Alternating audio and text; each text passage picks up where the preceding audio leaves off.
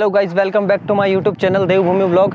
जैसा कि आपको मैंने बताया था कि आपको मैं आने वाले समय में अलग अलग मंदिरों के दर्शन करवाने वाला हूँ। ऐसे ही आज मैं आपको एक मंदिर पर लेके चलने वाला हूँ जिसे कहते हैं गौमुख, जो कि माउंट आबू के अंदर स्थित है। माउंट आबू का टोल टैक्स क्रॉस करते ही सीधा रोड आ रहा है, यहाँ से फर्स्ट सर्कल आएगा गौमुख सर्कल, यहाँ से सीधा लेफ्ट मारना है और आगे आप मेरे साथ बने रहिए। आपको मैं बताता हूँ कि मंदिर तक कैसे जाना है। चलिए।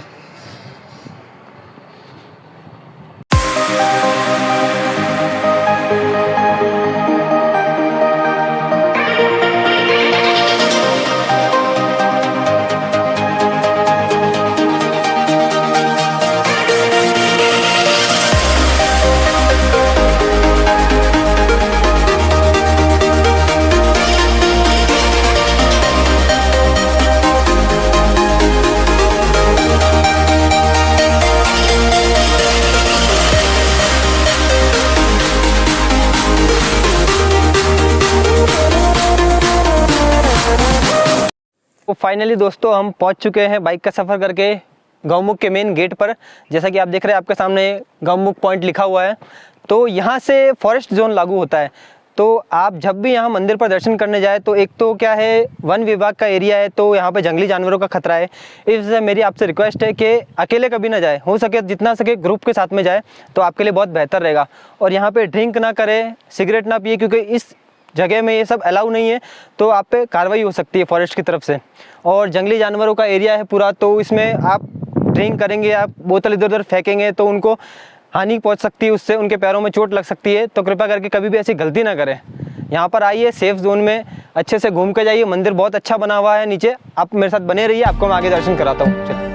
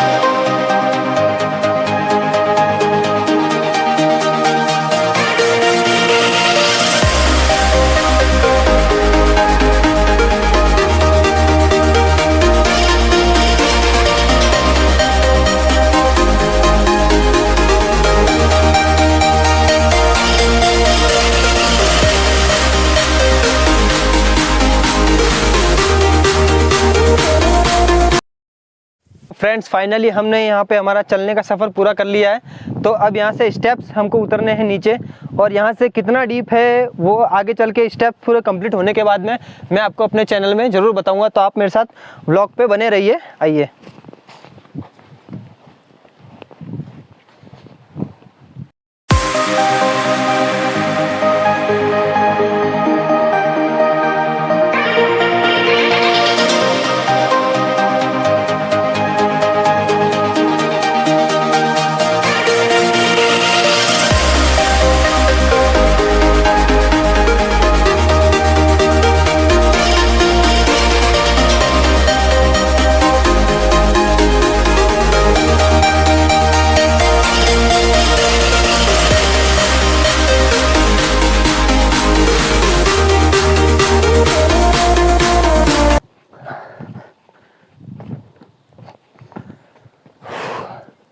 तो फाइनली हम आधे रास्ते में पहुंच चुके हैं दोस्तों। अब 2 मिनट का हम ब्रेक लेंगे यहाँ पे सीढ़ियाँ नीचे उतरने के बाद में।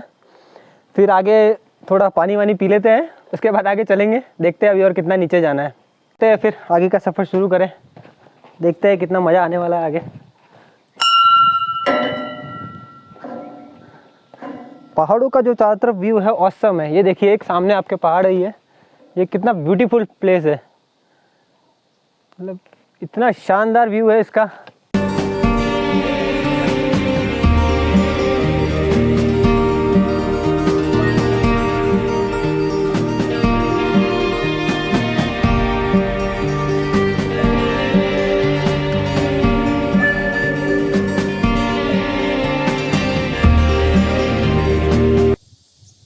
दोस्तों देख सकते हैं आप, वो मंदिर सामने नीचे दिख रहा है हमें, वहाँ पर हमको जाना है। अभी थोड़ी देर और लगेगी हमें वहाँ पहुँचने में। वहाँ पहुँचते हैं फिर देखते हैं वहाँ का नज़ारा कैसा है। चलिए।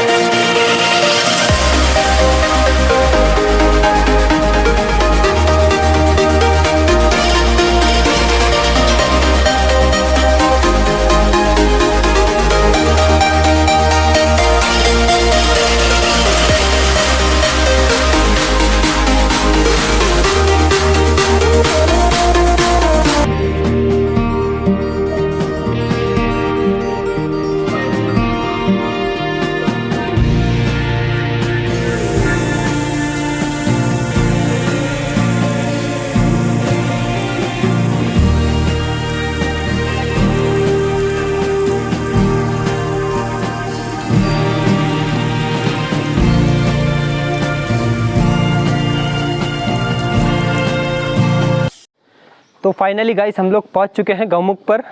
तो मेरे सामने आप देख सकते हैं ये गौमुख बना हुआ है। इसमें जो पानी की धार चल रही है ये 12 महीने ऐसे ही रहती है।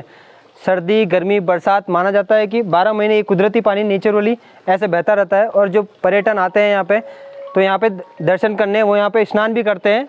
सामने सरस्वती माता की मूर्ति स्थापित की गई है मंदिर के अंदर। तो मेन मंदिर जो है नीचे, वो माना जाता है ये काफ़ी वर्षों पुराना मंदिर है। तो मंदिर से हम बातचीत करते हैं आगे चल के, तो हम जानकारी जितनी हो सकेगी आपको देने की कोशिश करूँगा। उनसे बात करके आप मेरे साथ बने रहिए ब्लॉग में।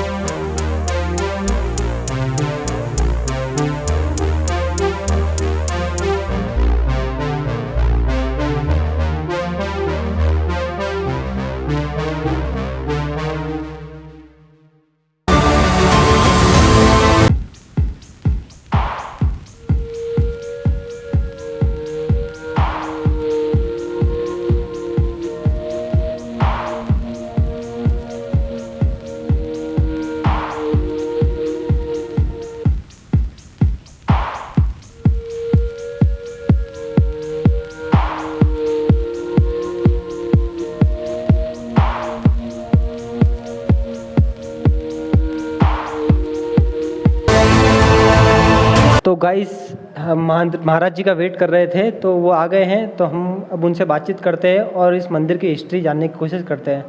तो महाराज जी हमको थोड़ी इसकी हिस्ट्री बताइए और मंदिर की उत्पत्ति कैसे हुई, यहाँ राम जी कब आए थे, ये सब तो जो भी जानकारी आप हमको बताइए। जय श्री राधे। ये वशिष्ठ आश्रम है। जिस पूरे ऑल इंडिया में वशिष्ठ आश्रम एक ही है और वैसे 2-3 जगह वशिष्ठ ऋषि ने तपस्या करी थी, लेकिन वशिष्ठ जी ने अपनी जीवनचर्या इसी आबू के अंदर, इसी पहाड़ों में अपनी तपस्या पूरी करी थी। वशिष्ठ ऋषि के शिष्य राम भगवान थे। राम भगवान के साथ उनके भाई चारों ही भाई थे, लेकिन अयोध्या से पढ़ने के लिए वशिष्ठ जी के पास इसी आश्रम में आए थे। पर मतलब इनके वशिष्ठ जी के कुल गुरु थे। वशिष्ठ जी इनके पहले से ही कुल गुरु थे कि जब राजा दिलीप को कोई संतान नहीं थी, तो राजा दिलीप ने वशिष्ठ आश्रम में आकर उनकी इस नंदनी गाय की 21 दिन सेवा करने के बाद नंदनी गाय से पुत्र प्राप्ति का वरदान लिया था। जब उनको पुत्र प्राप्ति हो गई थी तो वशिष्ठ ऋषि उनके कुल गुरु थे, और उनके कुल गुरुओं में हुए थे राजा रघु राजा ही वशिष्ठ ऋषि को अयोध्या ले गए थे।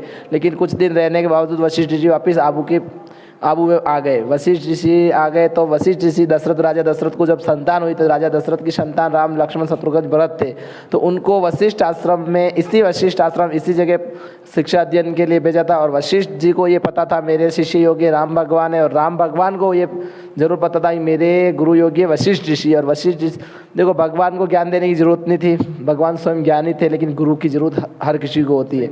और पूरा माउंट आबू जो बसा हुआ है, ये वशिष्ठ ऋषि ने ही बसाया हुआ है। ये माउंट जो पूरा बसा हुआ है, ये वशिष्ठ ऋषि ने बसा हुआ है। माउंट आबू दिया हुआ अंग्रेजों का नाम है, आबू पर्वत दिया हुआ महात्माओं का नाम है, और इसका अति प्राचीन नाम है अर्बुदाचल। जो प्राचीन नाम है अर्बुदाचल। यहाँ एक ब्रह्म खाई थी, उस ब्रह्म खाई में वशिष्ठ ऋषि की नंदनी गाय गिर गई थी। उस नंदनी गाय को निकालने के लिए वशिष्ठ ऋषि ने सरस्वती माता का आह्वान किया। जो कुंड पर जो सरस्वती बहती है, सरस्वती बहती है, वो आए थे और उनकी पावन पवित्र धारा से इस खाई को भर दी। खाई को भरने के बावजूद वशिष्ठ ऋषि ने आजीवन, गाय बाहर निकल गई, और आजीवन इस खाई को भरने के लिए वशिष्ठ ऋषि हिमालय के पास गए। और हिमालय के 100 पुत्र थे। जब 100 पुत्र थे तो हिमालय से निवेदन किया, हे हिमालय राज, आपके अनेकों पुत्र हैं, आपके एक पुत्र को इस जगह पे स्थापित करने की हमें अनुमति देवे। तो वशिष्ठ ऋषि को हिमालय ने कहा, आप मेरे सबसे छोटा पुत्र है, उसका नाम है नंदीवर्धन। पर्वत का नाम था नंदीवर्धन। और पहले पर्वत आवागमन करते थे, पर्वतों के पंख थे, इधर से उधर जाते आते रहते थे। तब वशिष्ठ ऋषि को हिमालय ने परमिशन दे दी, मेरे 100वें पुत्र को आप ले जा सकते हो और उस जगह पर ले जाकर स्थापित कर सकते। तो पर्वत को लाने के लिए वशिष्ठ ऋषि ने शंकर भगवान के गले में शेष नाग था, शेष नाग का नाम था अर्बुदाचल। और अर्बुदाचल की सहायता से इस पर्वत को इस जगह पे लाए। और अर्बुदाचल ने एक शर्त रखी, अगर मैं इस पर्वत को इस जगह पे लाता हूँ तो इसका नंदीवर्धन नाम हटाकर अर्बुदाचल नाम रखना पड़ेगा। तब आज इसका नाम अनादिकाल से अर्बुदाचल इस पर्वत का नाम है। तो इस पर्वत को इस जगह पे बसा दिया, और ये पर्वत बार बार हिलता था। हिलने का कारण था कि इस पर नंदीवर्धन ने शर्त रखी थी, मेरे अंदर 33 करोड़ देवी देवता है, औषधियाँ, वनस्पतियाँ, फल फ्रूट, शांति होनी चाहिए। तब वशिष्ठ, इसमें सभी भगवान थे लेकिन शंकर भगवान ही थे। शंकर भगवान अपने ध्यान में क्लास में रह गए थे। तब वशिष्ठ ऋषि को ये पता चला कि ये पर्वत बार बार हिलता है, और इस पर्वत का हिलने का कारण है इसमें सभी भगवान का स्थान है और शंकर भगवान नहीं है। तब वशिष्ठ ऋषि कड़ी तपस्या करते और शंकर भगवान को खुश करते। और शंकर भगवान को खुश करने के बाद अचलेश में उनका अंगूठा निकलता है। अंगूठा निकलता तो अंगूठे से उस पर्वत को दबा देते हैं। वहाँ पाताल रूपी खाई भी पड़ गई थी। आज भी पाताल रूपी खाई, वर्तमान में पाताल रूपी खाई है उस जगह पे। तो पाताल रूपी खाई पड़ गई और ये पर्वत अचल हो गया, और उस जगह का नाम अचलगढ़, आज भी भविष्य में अचलगढ़ है। इस ढंग से उनकी शिक्षा पूरी हुई थी। इस पर्वत को इस जगह बसाया था। और ये जो हमारे मंदिर के पास में, इस वशिष्ठ मंदिर के पास में ही एक पातालेश्वर महादेव का मंदिर है। उस पाताल में से स्वयं पातालेश्वर महादेव का शिवलिंग निकला हुआ है। ये प्राण प्रतिशिवलिंग शिवलिंग नहीं, स्वयं जमीन में से निकला हुआ है। और यहाँ 4 राजवंशों की उत्पत्ति भी इसी जगह हुई थी। जैसा कि आप बोल रहे हैं 4 वंश की उत्पत्ति हुई थी, राजपूतों के 4 वंश की, तो वो उत्पत्ति कैसे हुई थी उसके बारे में कुछ बताएंगे आप? उत्पत्ति इस प्रकार से हुई थी कि हेहाई वंश के जो राजा थे, हेहाई वंश के राजाओं ने परशुराम जी के पिताजी का सिर काट दिया कि उनके पास एक कामधेनु गाय थी, देवताओं की भेंट दी हुई कामधेनु गाय थी। तो राजाओं ने उस कामधेनु गाय को पाने की कामना करी। ये शॉर्ट में है, लेकिन कामधेनु गाय को पाने की कामना करी। तब ऋषिवर ने गाय नहीं दी तो उनका सिर कलम कर दिया। सिर कट मतलब गर्दन से, धड़ से अलग कर दिया। धड़ से अलग करने के बावजूद परशुराम जी ने ये प्रण ले लिया, सभी क्षत्रियों को जब तक मैं खत्म नहीं कर देता तब तक मेरे पिताजी का वियोग खत्म मतलब पूरा नहीं होगा। तो परशुराम जी ने सभी क्षत्रियों को मार दिया।